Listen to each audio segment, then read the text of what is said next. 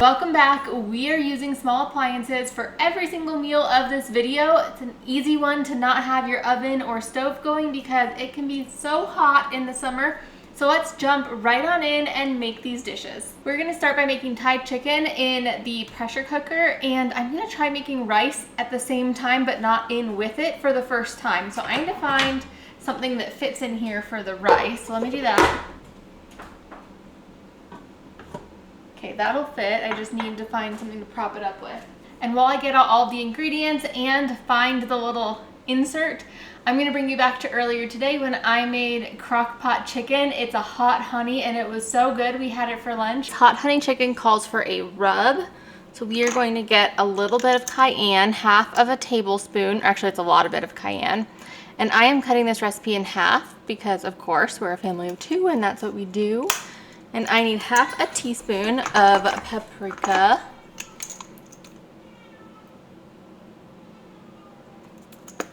a teaspoon of garlic salt, or half a teaspoon.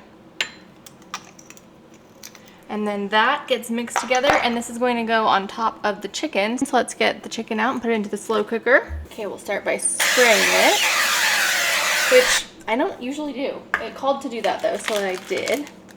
I just grabbed out 1 package of chicken. That's a little fatty. Let me get the chicken out and then we'll probably take the fat off of it. Let's see, it ended up being 3 or 4. 4 little chicken breasts. Let's see if I can do this with the knife that I took the chicken out with.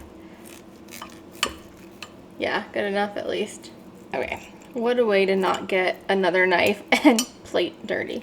Okay, we are going to get this rub on here. This is what makes it hot. And then we need to add quite a bit of honey and a little bit of vinegar. So we're gonna add just a tiny little bit of white vinegar. I'm real interested to see how this turns out. Hopefully it turns out good. And then the brown sugar is supposed to be just sprinkled over the top. It's interesting that it calls for brown sugar and honey. Okay. And then last but not least is honey.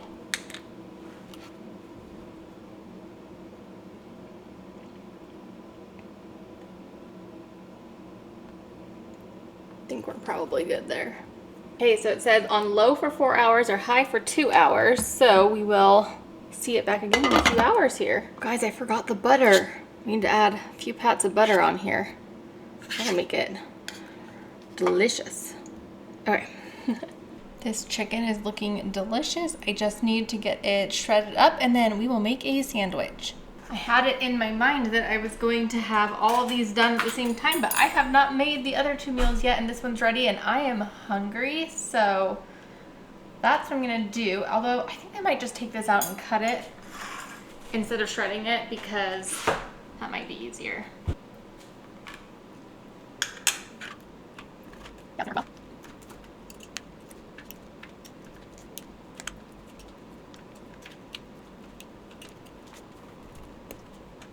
Okay, let's give this a taste and get it on a sandwich.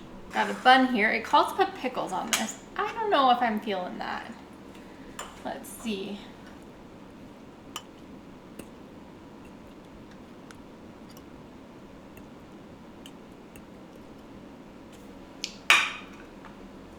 Okay, here's our sandwich. Probably be good with a salad on the side. Let's taste a piece of this chicken.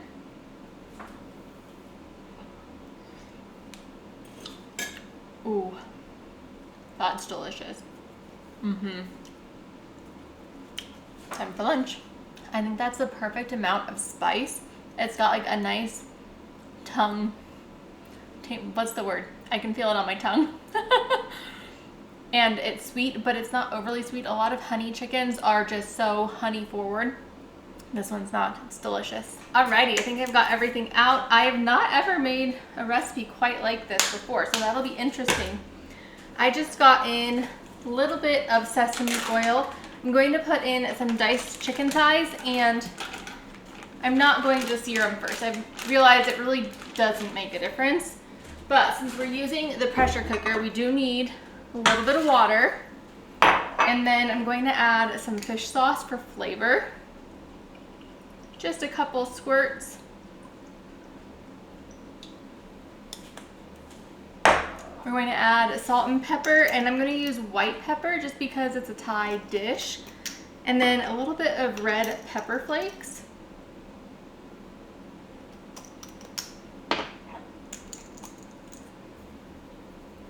We also need a little bit of sriracha, and I don't want to go too heavy on it.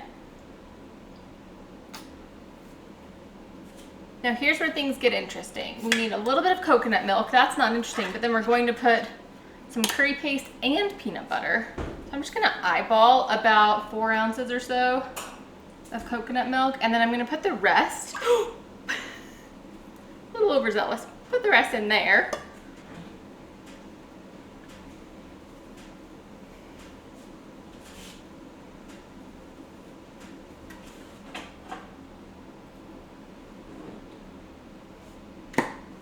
We need a couple tablespoons of a red curry paste. So delicious. Mix that around a little bit just to get it off of my spoon. And then peanut butter. I've never done red curry paste and peanut butter before.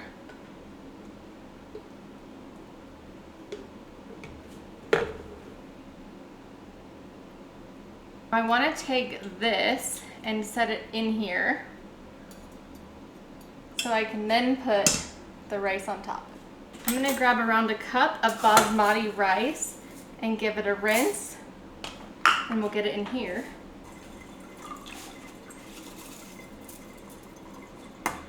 I do want to clean up the side of this a little bit. I'm gonna add just a little bit of water to there just to make sure I have enough, and then mix it up. It's gonna cook, it's fine. Okay, let's get this right on top. So interesting. I have wanted to do this technique for so long. I'm excited that I'm finally gonna try it. Come take a look. We have the meat and sauce down there, then a little tray, and then we've got the rice. So hopefully this works out really well. I'm going to get the lid on, and then I'm gonna get it turned on to the rice setting, and we'll start on the next meal. The next appliance I'm going to use is the air fryer. And I am going to make something super simple. It's just going to be garlic butter steak bites with zucchini. And I already have the garlic butter steak bites ready to go because they were just a freezer meal. So I'm going to be able to just throw it on in here once I get this zucchini cut up. This zucchini has some really big seeds, so I am gonna take out those super big seeds in the middle, but I will leave some of it.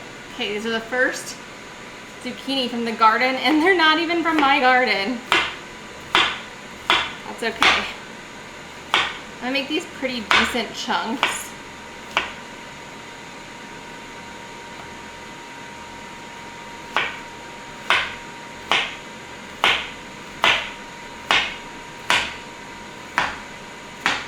And then here's how simple this is. We are going to just take our steak that's marinated. That was perfect timing.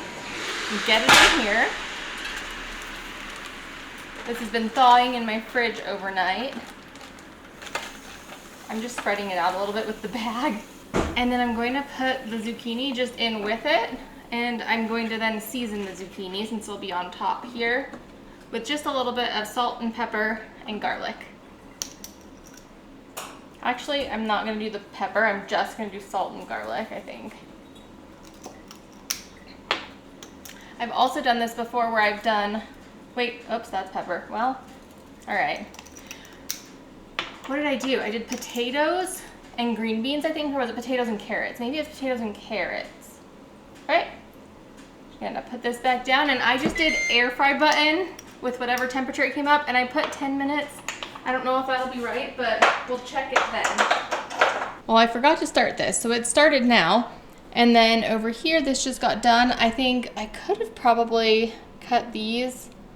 Yeah, they're a little tough still, so I might take the steak out and then continue to cook those. Here's how the garlic butter steak and zucchini turned out. Let's give it a taste. I'm gonna try a piece of steak first because it's been sitting out longer.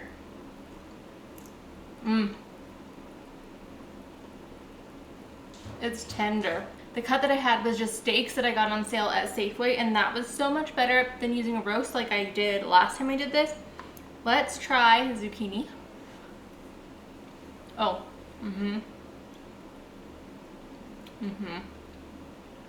That's now perfectly cooked. I'm gonna set this to the side. We have about 15 minutes left on the pressure cooker, then we can taste that as well, and then I'll decide which one I want for dinner, and my husband can do the same, and then we'll have a little bit of meal prep. It's just finished cooking, and I did a quick release. I'm interested to see it.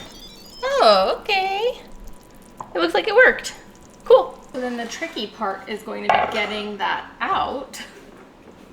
So I got my canning gloves, 'cause the other ones are not water resistant.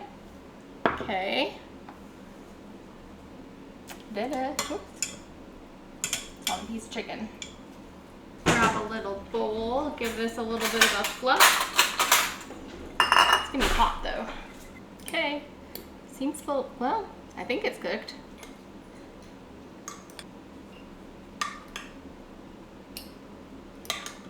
Very coconutty. Okay, let's see if it's cooked.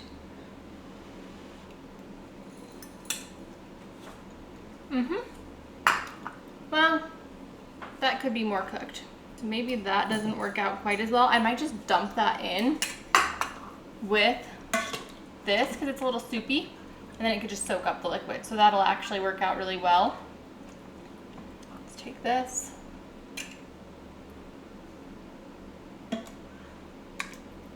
It's an interesting scent.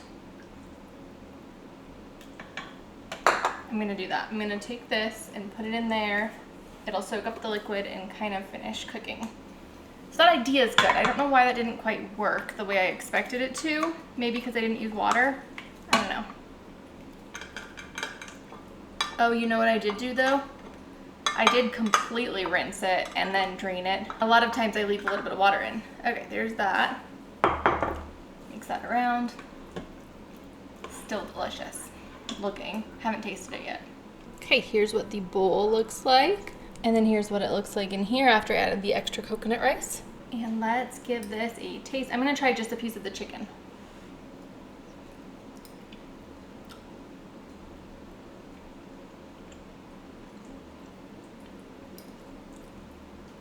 Those are some very interesting flavors.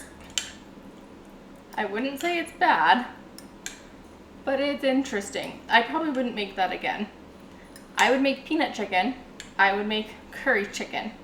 I don't think I would make a combination of the two of them again, but it's still edible. It's still good. It's had too much salt. Well, we win some, we lose some. We had two amazing meals today. This one, it's still gonna get eaten. It's not gonna go to waste. It's not bad. It's just not my favorite. Anyways, if you enjoyed this video, please give it a thumbs up. If you're new here and haven't yet, please subscribe. Love to see you. I'll leave some other small appliance videos here for you, and I'll see you next time. Bye-bye.